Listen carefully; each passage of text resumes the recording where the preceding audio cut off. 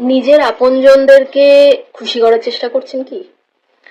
যদি আপনি নিজের আপনজনদের খুশি করে ভালো হওয়ার চেষ্টা করে থাকেন, বা সেই চেষ্টাটাতে হয়তো আপনি এখনো চালিয়ে চলেছেন সেই চেষ্টাটা, তাহলে একটা কথা বলি, পারবেন না। শুনতে খারাপ লাগলেও এটাই সত্যি, আপনি পারবেন না। আজও অব্দি কেউ পারেনি সবার কাছে ভালো হতে। স্বয়ং ঈশ্বর পারে না সমস্ত কিছু দিয়ে কোনো একটা ভক্তকে খুশি করতে। যেটা দেয় তারপর সে আর একটা চায়, তারপর সে আর একটা চায়, সে পারে না। তো সুতরাং আপনি সামান্য একটা একটা মনুষ্য জীব হয়ে কি পারবেন?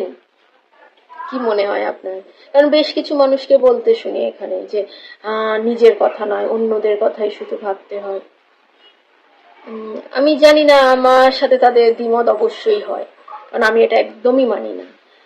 আমি এটুকুই বলবো যে আপনাদের শেষটাও ভালো হোক।